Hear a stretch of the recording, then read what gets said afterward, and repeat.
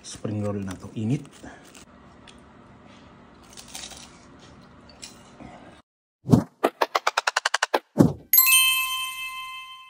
Kaberks, magandang araw sa inyong lahat. Chris Cusinero po. Magluto tayo ngayon ng spring roll. Meron ako ditong giniling na binili ko sa Lucky kahapon. At maraming salamat sa mga nakakwentuhan natin kahapon sa store. Mga kaibigan natin nagpa-picture doon. Hello po sa inyo. Tapos mga available nating gulay. Meron tayong celery, saka meron tayong carrots. Itong gamitin natin. Pasensya na kayo, wala tayong tripod ngayon. Yung tripod natin na ginagamit, dalawa ng tripod yung nabali ko. Nabali ko na yung dalawang tripod. So, mano-mano tayong magbo-vlog ngayon. Titimplahan lang natin itong mga kailangan natin para may lasa yung ating spring roll. Madali lang to. Marami nagtatanong sa inyo, bakit hindi ako nagluluto ng spring roll? So, yun ang gagawin natin ngayon. Kahapon nga, nagpunta tayo sa Lucky Supermarket at bumili nga tayo ng mga karne na naman, mga buto-buto. Siyempre, bumili na rin tayo ng giniling. Bali, 1 kilo yung binili natin giniling, yung kalahati lang gagamitin natin para sa ating spring roll. Yung kalahati baka gamitin ko para sa spaghetti. Hiwa na rin tayo ng onion. Maraming onion yung gagamitin natin. Gusto ko maraming onion. Malasang-malasa yung ating spring roll eh. Nakakita nga rin pala ako ng celery, kaya gamitin na rin natin yung celery. Gusto ko sana may green onions pero walang green onion dito sa bahay. Magbabalat din pala ako ng 3 piraso ng carrots at gagayatin lang natin tong carrots na to mamaya. Isasama natin to sa ating spring roll, mga kaberks. Nagbibigay ito ng masarap na lasa sa spring roll eh. Maski sa embutido, nagbibigay din to ng masarap na lasa. Kaya may carrots.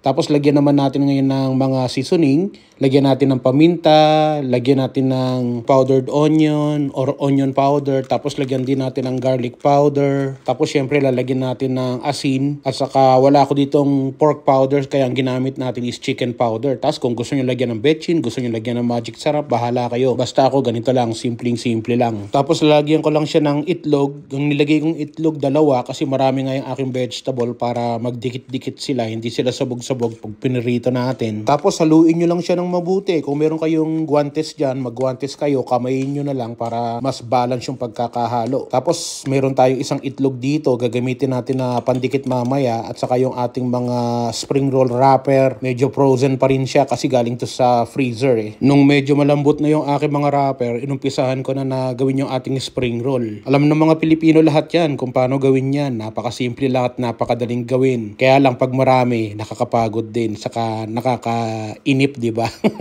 Kung may kachismisan ka habang nagbabalot, hindi nakakainip. Pero kung mag-isa ka lang eh, medyo nakakabagot eh.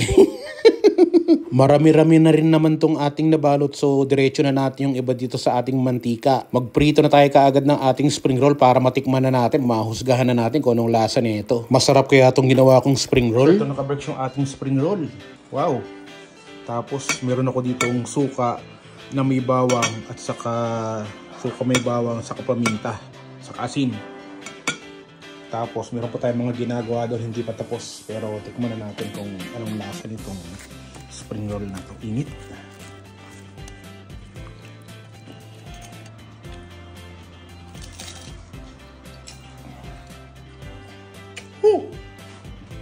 Sarap.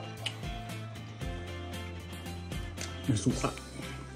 Wow, panalo.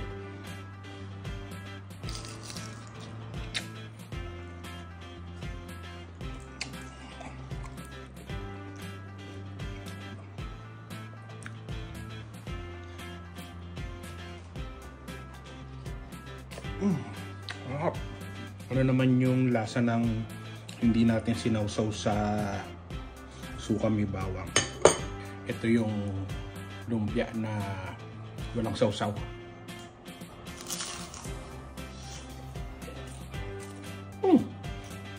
Wow! Dami rin na nagawa natin, no? Meron pa tayong natirang konti.